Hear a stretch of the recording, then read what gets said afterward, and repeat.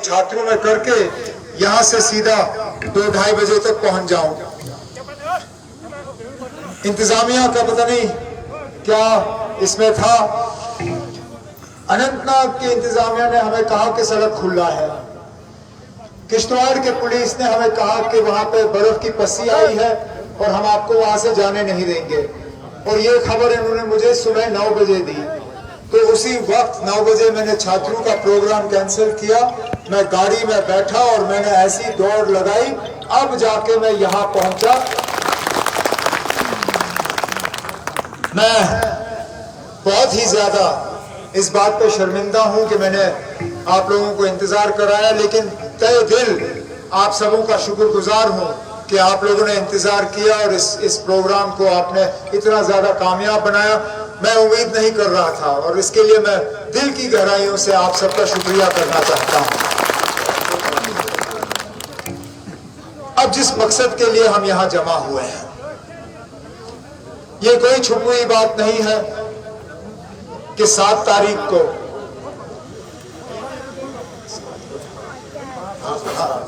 मेरा दिमाग थोड़ा हिला हुआ है, 7 मई को यहां वोट डालने का दिन है।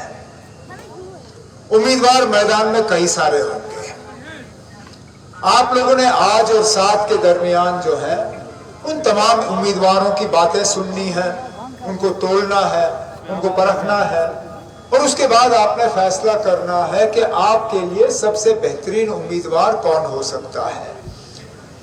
अब उम्मीदवारों की कमी नहीं है, तरह तरह की बातें होंगी, तरह तरह की साजिशें रचाई जाएंगी, लेकिन मेरा अपना ये मानना है कि अगर आप तमाम उम्मीदवारों की तरफ देखें कि उनका किरदार कैसा रहा है, उनका बोलने का तरीका कैसा रहा है, उनका लोगों के साथ तालमेल बनाने का क्या तरीका रहा है, उनके साथ कौन सी जमात खड़ी है, जमात का जो है क्या रहा है पिछले दिनों में, आप भी शायद इसी नतीजे पे आएंगे जिस नतीजे पे मैं आया हूं कि अनंतनाग रजौरी पुंछ पार्लिमानी हलका जो है ये एक बड़ा अजीब, कश्मीर की 3 सीटें अलग, जम्मू की 2 सीटें अलग, लद्दाख का 1 सीट अलग।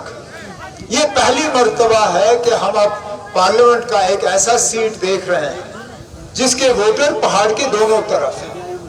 अगर यहाँ पे अनंतनाग जिला है, अगर यहाँ पे कुलगाम जिला है, अगर शुपियां जिला का आधा हिस्सा इस तरफ है, तो फिर पहाड़ी के दूसरे तरफ भी कोई 7 असेंबली हलके जो हैं वो अब इस पार्लिमानी हलके के साथ जुड़ गए हैं।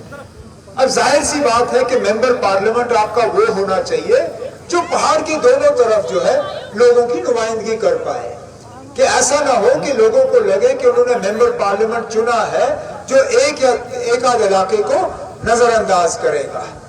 अब मेरे नजर में, और आप देखिए उम्मीदवार कौन कौन है मैदान में, कल उनमें से कई सारे जो है अपना नॉमिनेशन फॉर्म जो है वो भरने का काम करेंगे, लेकिन अगर आप सारे मतलब इस माहौल पे जो है आप नजर रखें तो आप शायद ये भी समझ जाएंगे कि एक वाहिद ऐसे उम्मीदवार हैं जो कश्मीर में भी लोगों की नुमाइंदगी सही तरीके से कर पाएंगे और रजौरी पुंछ में भी लोगों की नुमाइंदगी कर पाएंगे, और वो हमारे उम्मीदवार जनाब मियां अल्ताफ साहब, बिना मजहब मिल्लत, बिना किसी तरह का कोई भेदभाव, बिना किसी का कोई बिगाड़े हुए मियां साहब जो है उन्होंने हमेशा कोशिश की है कि हर किसी की नुमाइंदगी हो, किसी के साथ आज तक, और मुझे अब सियासत किए हुए 25 साल से ज्यादा हो गए हैं, आज तक मुझे कोई ऐसा शख्स नहीं मिला जिसने आके मुझे मियां साहब के बारे में कोई शिकायत की हो,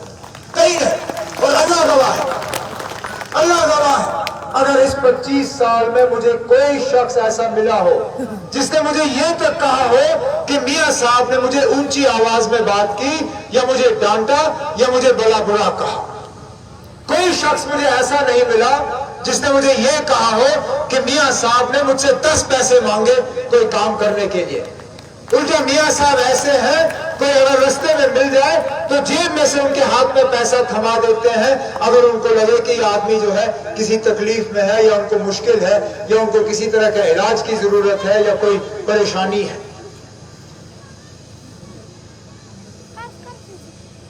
اس الیکشن میں ایک اور عجیب سا صورتحال بنا ہوا ہے. بڑے دعوے کرتے ہیں یہ بی جے پی والے کہ انہوں نے جموں کشمیر میں خوشحالی لائی, جموں کشمیر میں ترقی لائی, جموں کشمیر کے انہوں نے حالات بدل دیے, جموں کشمیر میں لوگ بہت ہی زیادہ خوش ہیں 5 اگست 2019 کے بعد کہ یہاں پہ روزگار کا ایک نیا سلسلہ شروع ہوا, ترقی کا ایک نیا سلسلہ شروع ہوا. یہاں جو ہے کوئی بھی طبقہ ہمارا جو ہے ناراض نہیں ہے اور مایوس نہیں ہے.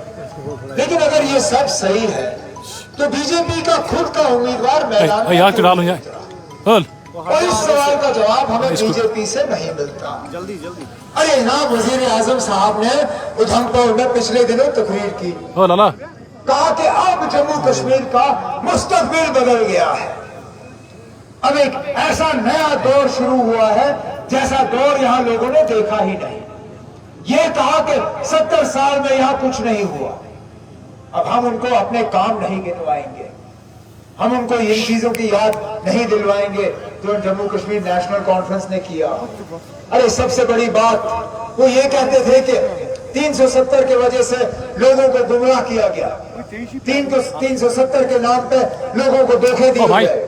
اب میں کہاں ان کو سمجھاؤں کہ یہ ایک واحد ریاست جموں کشمیر جہاں پہ لوگوں کو زمینوں کا مالکانہ حق ملا بنا کسی معاوضے کے. اس ملک میں سب سے کم غربت اگر ہے تو وہ جموں کشمیر میں ہے. جموں کشمیر میں ہمارے پریشانیاں کافی ہیں لیکن فاقہ کشی سے کوئی مرا نہیں, بھوک سے کوئی مرا نہیں. 30-35 سال ملیٹنسی کے باوجود ہماری یہ حالت ہے اور یہ ممکن ہوا کیونکہ جموں کشمیر میں 370 تھا. اگر 370 نہیں ہوتا بابا قوم شیر کشمیر شیخ محمد عبداللہ جو ہے یہاں لوگوں کو زمینوں کے مالکانہ حق نہیں دے پاتے. یہ 370 کا فائدہ یہاں لوگوں کو ملا, یہاں قرضے معاف ہوئے, اب جا کے باقی ملک میں جو ہے تعلیم مفت ہوا, اب جا کے باقی ملک میں نوجوانوں کو تعلیم کا حق ملا. ہماری جموں کشمیر میں اسکول سے لے کے یونیورسٹی تک بچوں کو جو ہے مفت تعلیم فراہم کی جاتی ہے. اب کیا ہم سمجھائیں مرکز کو اور وزیر اعظم صاحب کو. چلیے چھوڑیے, میں سیدھا بی جے پی کے لوگوں سے پوچھتا ہوں کہ اگر واقعی لوگ اتنے مطمئن ہیں تو آپ کو جناب دوسری جماعت کی مدد کرنے کی ضرورت کیوں پڑی؟